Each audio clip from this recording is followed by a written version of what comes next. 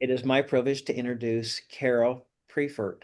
And now this is not her first time to Job Team, and I hope I pronounced your last name right, but she's going to share a job search story. We were unexpectedly getting this bonus today. So thanks, Carol. It's all you. Hi, everybody. Um, just exchanging emails this morning with the new company. I did get a job offer. It is in Denver. This is a story about networking. Steve had always been pushing me, and other job coaches have been pushing me that I need to network more. Um, this round, I started right off the bat when I was laid off of networking. And it's been a rocky road the last 3 years. I've had some contract jobs. I took a full-time job, lasted a month and a half. Company didn't bring in their sales, so they really weren't that honest with me. And of course, the new person in the door of a very, very small company is the one who gets laid off first. Um, so this go around, I was sending out, doing my normal thing, spending Monday, Tuesday, hitting the job boards and never applying for anything, mostly never applying for anything that's more than 3 days old. And then networking on Wednesday, Thursday, and Friday, and following the job boards, but not spending a lot of time on the job boards. I started doing something a little different this time when I had the extra time on Wednesday and Thursday of the jobs that I applied for on Monday, Tuesday, and a few throughout the rest of the week, I would try to go into LinkedIn and learn how to use LinkedIn a little more and find first connections into that company. And when I started out, because I hadn't been looking, um, the few connections that I had were getting me connected, but the jobs were already in the interview process. So I was a little bit late. The story on this job is it was down in Denver. I have a couple contacts in Denver in the software biz industry. And so I reached out to a peer of mine that I worked with at QAD, Brent. I had reached out to him several times over the last 3 years, but tried not to overtouch him and sound desperate.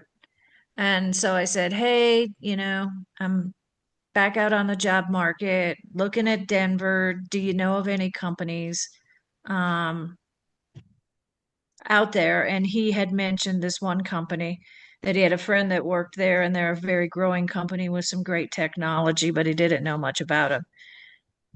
So then I saw that like a day later, that they had posted a position, and I went and looked them up and learned a little bit more about them. So I applied. And then a week and a half, and I was a really good fit for the job. I had a week and a half I had gone by. I hadn't heard anything from them. So I was like, dang, I know I'm really good fit for this job. So I reached back out to Brent because he was connected to a person. I think part of this learning on the connection, the director of partnership and alliances. So Steve agreed to take a phone call with me. We talked for half an hour. I wasn't asking him for a job, just about, the culture and the company and that Brent had sent me over. And um, then I had mentioned there was this position towards the midway of the call with him. He continued to ask me a few questions, and he's like, if you wouldn't mind, I sit next to that hiring manager. If I could just send me your updated resume, and I'll walk it over to her desk. Oddly enough, then she called the recruiter and said they wanted to bring me in for an interview. The recruiter passed on my resume. Emily never saw that resume. So then I, got in the system, let Steve know where I was at, the person that works at that company that I was networked to. And then when I went into the final in person, I had never met him before, but I made sure that I got that I met him. They showed me where he was at and we were met. And Emily was like, wow, I thought you had met Steve before. And I said, no, it's through a network connection of a person I worked with, QAD. He worked with that person. They both worked at JD Edwards on the software side, this kind of a ERP enterprise software. And they go back a long ways and they know each other. And so that's, how it got connected. Um, so that's the story about networking. I have never really gotten a job this way like this. Um, so it is a story of networking. 1 second. Okay, my husband turned that phone off or down. So that's my story. This company was really quick. They do have some red flags. Um, one, I found out when I got for the in-person interview that the lady that I'll be reporting to is going on maternity leave in another month, and she'll be out for 3 months. So I'll be doing her role, even though I'm a senior product marketing person. She's a senior director of marketing. I'm so sorry about that.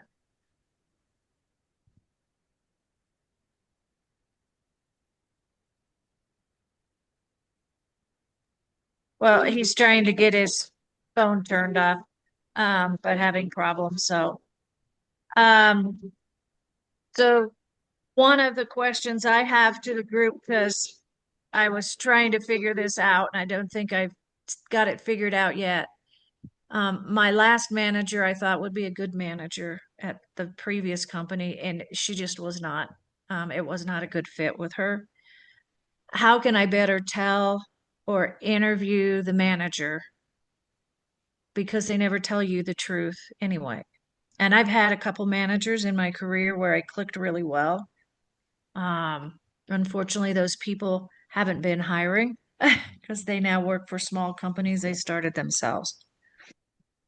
So that's my other question back out to the group is how can you really spot a manager who would be good for you in the interview, even though you're asking, and I'm hoping I asked the right questions this time, but I couldn't get any advice from anybody in job groups or my other job coach.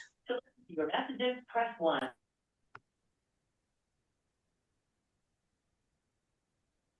Any, I think if there was one thing I would say, Carol, it's maybe asking questions around what I want to know. Not as direct, but maybe indirectly. Like, those behavioral based questions they ask us. What about repositioning that question I have is tell me what your what style what it will be like when I come to work for you. Tell me what some of the things that I will enjoy or whatever. That's I'd have to formulate some questions, and I would probably, since I'm using AI a lot, and Roger said he likes Claude. I haven't used Claude yet, but I think I would ask questions as I struggle to formulate it the way I want. But I might ask some questions ahead of time. They're very universal. That's my take is to ask questions back, but not as direct. Like, are you a micromanager? I wouldn't ask it that way. So if that makes sense. Anybody else? You could also ask um, him how he handles people. Is there any potential growth? Do you like to promote people from within to other jobs? If if they're willing to help you demonstrate they're willing to help you with your career and stuff, that may be a positive. You can also ask them how their manager handles them, because if their manager's a micromanager, well, then chances are this person's going to be too. Yeah, Um, because they have to be. exactly.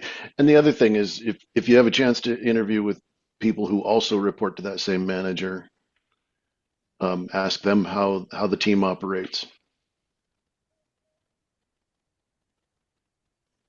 That would give you really good insight, Carol. Is anybody else that works in the department that reports up into that boss?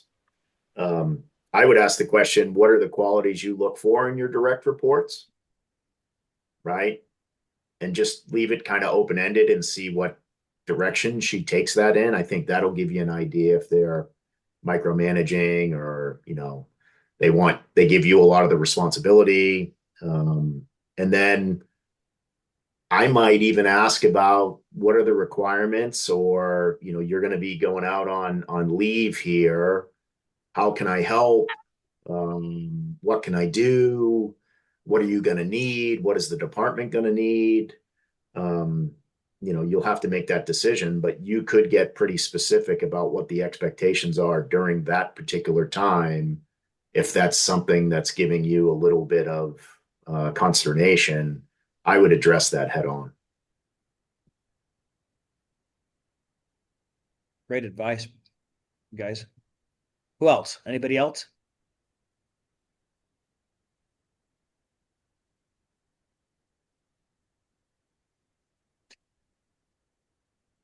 And I think, as Jamie's saying also, I would know what my line of since I'm going to be the new person, maybe a month there, who do I get direction from if that person's off the grid completely?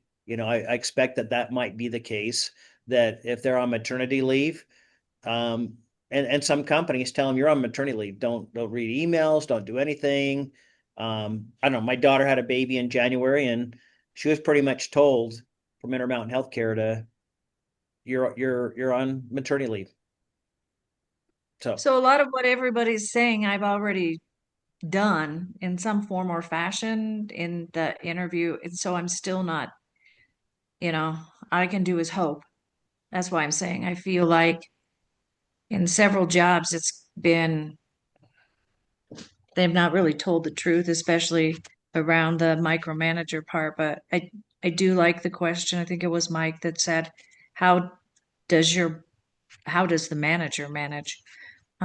Because that will be the way that she'll have to end up, or they'll have to end up managing somewhat, because that's just the culture, that unspoken culture that's in that company.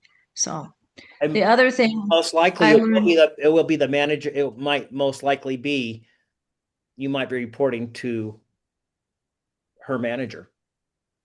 while she's gone, I'll be reporting to her manager, and I've requested that I have some mentors that are set up in various different departments ahead of time, so that I can have my lunch meetings, and they can be a resource as I quickly try to learn the product and learn how things are getting done in the company. So they are a fairly small company. There's only now about 400 people. 2 years ago, they were 250. So they've got big expectations, and they've got some really unique software that nobody else has right now in the enterprise space. So I also wanted to share something that I learned in networking, from a couple people who worked in software companies such as HubSpot and Upwork. And they said one of the reasons there's so short of terms for people who work in the software business is software companies just every 2 years or 3 years totally resize themselves. And so I've seen that in my career as I shifted over into SaaS technology. Resize or just get rid of majority of departments because what they needed you to do is done, and so now they don't need you, so you get laid off. So I thought that one was interesting. I hadn't thought about it that way. And if I had early on when I made the switch 10 years ago to SaaS software, of course that was not what was happening back then, I probably would have stayed in CPG, non-food and home building products that are a little more stable, except it's a recession every 10 years. Another piece of advice, I had several companies ask me what AI tools I was using in my day to day. So I would highly encourage you to be able to have a short little synopsis if those questions come up, even if it's in your job search that you've been using or something you've been doing personal. Have two or three back there. And one that I find really interesting in the way it's designed is HubSpot. It's a CRM tool. You could even use it for your job search if you want. They have a free version, which is pretty good. And if you have a small little side gig business like I do, it's free and the basics work. They have over into their AI section a really nice short list of what their user cases are. So if you need to quickly learn that because AI might come up and depending on where you're applying for, you need to bring a case study for the use of AI into whatever their customers' day-to-day life is. HubSpot has a great AI spot off to the side. It might take a couple weeks before it shows up for you because it's all cloud-based, but it has like 10 different scenarios, and under each scenario, then there's at least 4 to 15 ways you could use the AI tool with a CMR tool or a contact tool, including writing blog articles for you, et cetera, et cetera. But it'll analyze the data and it lays it out so you could understand how AI could take what's in the CRM and quickly get you a report for you to hand over to a boss. And then at the bottom, they do have a disclaimer that you need to check for the accuracy of the data. But it gives you those user cases right there. So it's a great cheat sheet for anybody who might have that question come up, from HR to project management to sales to marketing. And if you're building software, you would have those preconceived notions of AI tools of use cases, and HubSpot's been a leader in that space of using and putting AI in. They've done it for now 2.5 years into their base software package.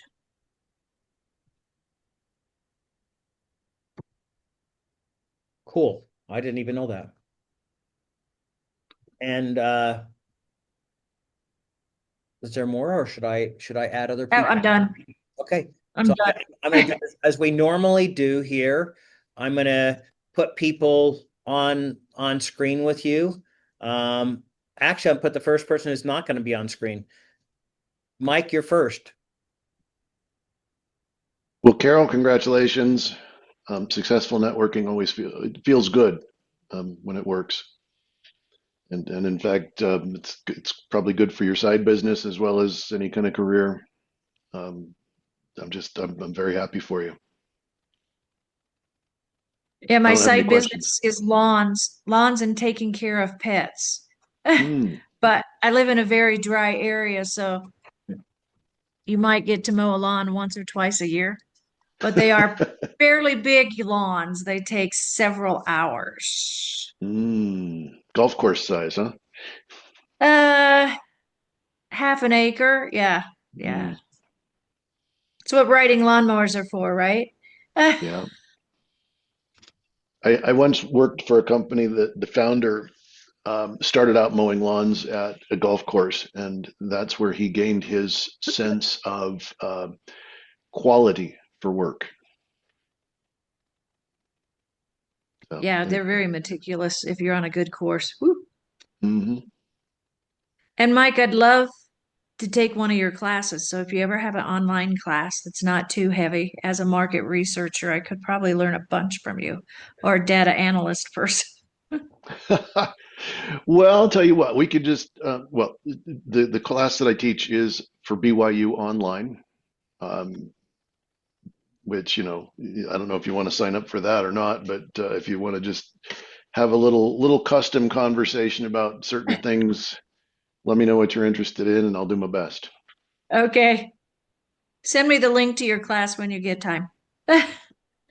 Let's see, just start, let's see, I think enrollment for the class is open for fall, and I will also be teaching it in the wintertime. Let me see if I can find it, and I'll shoot it over to you. Okay. Thanks, Mike. Next up is Rennie.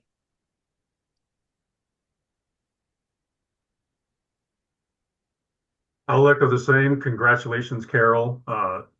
Amazing. I'm glad that you continue to network and keep plugging away at it.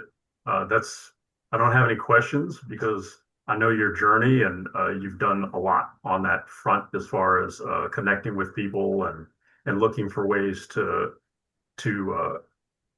intersperse among in the industry. So congratulations to you.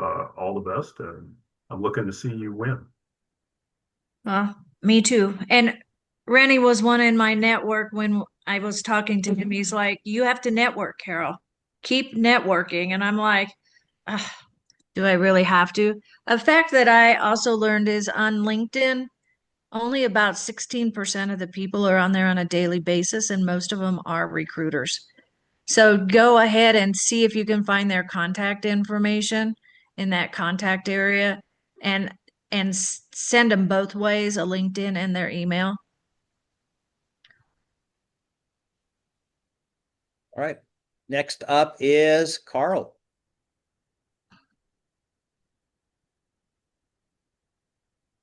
So thank you for talking about networking. I've been doing that and have been getting a little discouraged. So you've kind of rejuvenated my networking path forward. That was good to hear. I started to think that everybody was getting tired of hearing from me, but in fact, this company that reached out from the interview, I checked, and there's one person I have a contact to that company, so reaching out to him today. So excellent. So I'm happy it worked out for you, and looking forward to everybody else and myself being able to have similar news here in the coming months. So Yeah, just remember that my other job coach had told me he's the one who came up with the stat of 16% of the people. So they may not even see your message because they're not on it. So that's why if you can try to reach them another way, I think Rennie and I talked about that too. If you can get their contact or find that work email because you found somebody else's work email at the company and you can follow that.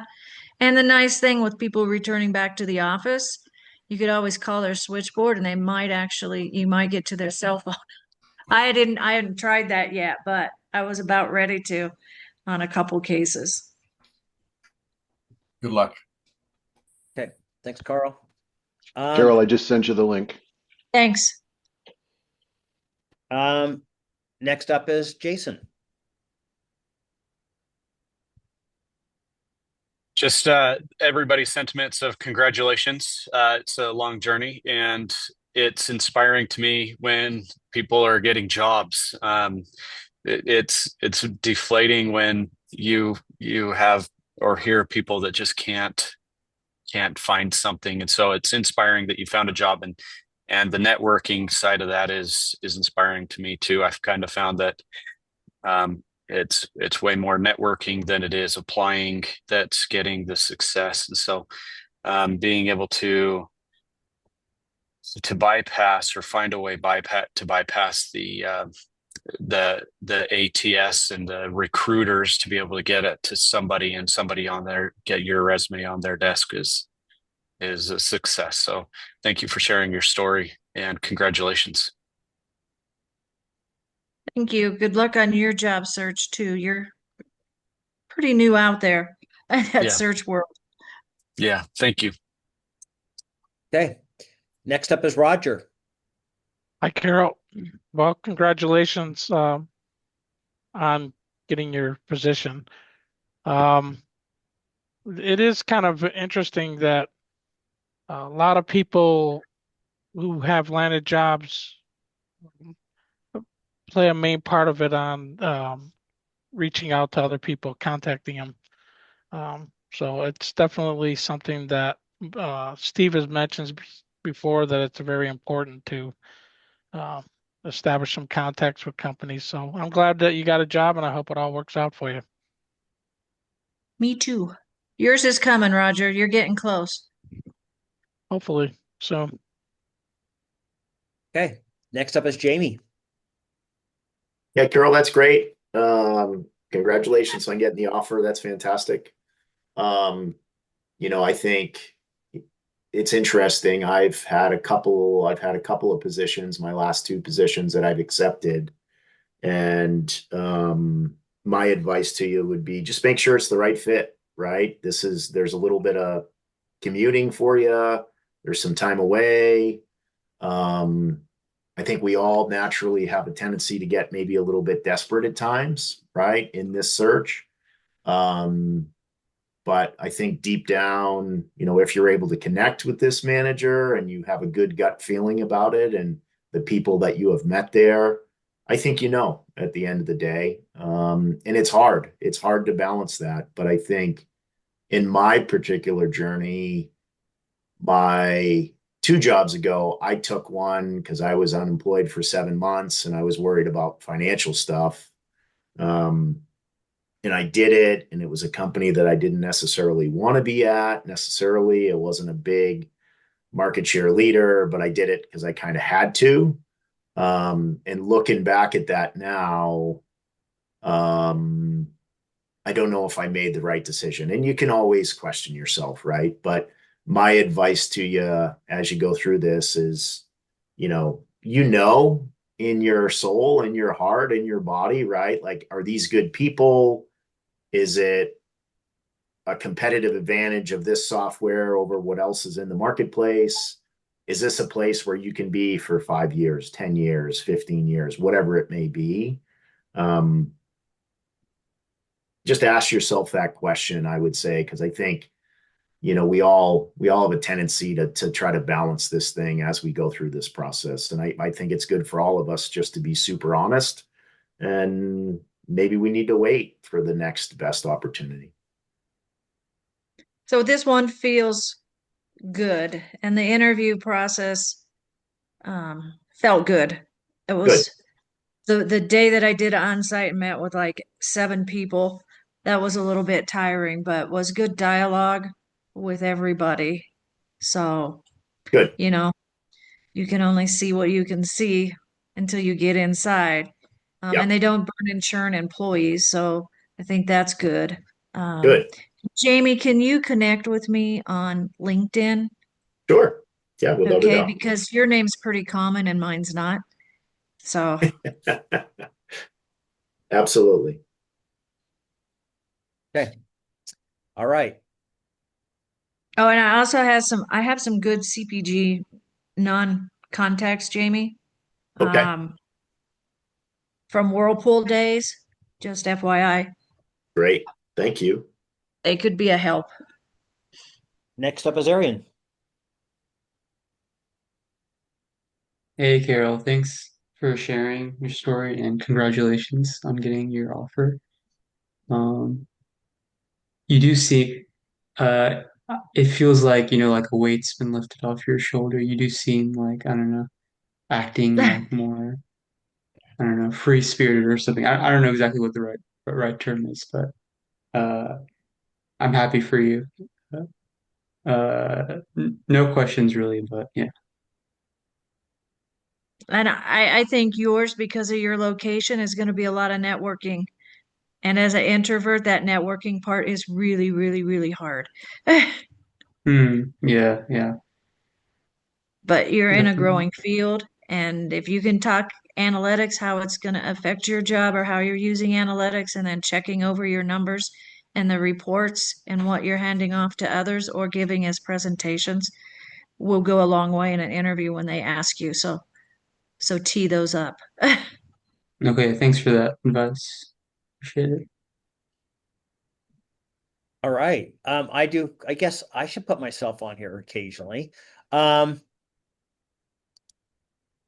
so Carol, I guess this common theme, which if there were a few people here, and I think one of them would have been the other Jason, he would say, "Oh, I put people up to talk about networking. Like I pay them to say that." But I love your story that you get there and this person doesn't even know you. Funny, his name is Steve and my name is Steve, but how this guy goes, "Oh, you don't even know Steve? Oh no, we've just been networked, through LinkedIn. We've never actually maybe seen people's picture, but we've never never actually met. So I think that's a great story of what you might call networking with strangers and or people who are just willing to help other people. I don't know what the stats are, and maybe this is something to find out. But I think, do you have to network? You don't, but I think it's going to take a lot longer. I think it could take a lot longer if you network. I think a lot of people have an incentive. Companies would prefer to have somebody on the inside give a thumbs up on somebody, you know, whether they know them really, really well or not. Just the fact is that they're willing to go out and like what did he say? He says, yeah, he's like, two office, could I just walk your resume down there? And what did you find out? The recruiter, HR person hadn't even looked at your resume. Hadn't even looked at your No, he looked at my resume. He passed it over. He Oh, passed it over because I didn't have, and Roger will like this, I didn't have the words low code, no code. And that was one of the things he was looking for because they wanted somebody who knew and understood low code, no code. Well, that's kind of commonplace today. So, 3 years ago, no, but today, everybody's software application has an aspect of it. Because that wasn't there, he just passed over it. yeah. So if I had not come through the back door, So the good news I is would never know. you can still come to the party if you network, right? Yeah, You can still come yeah, to the parties. and then I had networked into a couple other companies through people before this, but I was late coming in. So they already had a candidate. They were far down the road in the interview process. So that's why I didn't get any further on those. There were two other companies which would have been good fits with people that I had networked in, with people I had worked with at another company that were at that company. So Carol, anything else you want to add before we close this recording? Nope, I'm still looking for remote. If anybody ever hears of a good remote for marketing director, manager level, and a marketing type of function. All right. Well, this is Carol Priefert. Thank you for sharing your story today.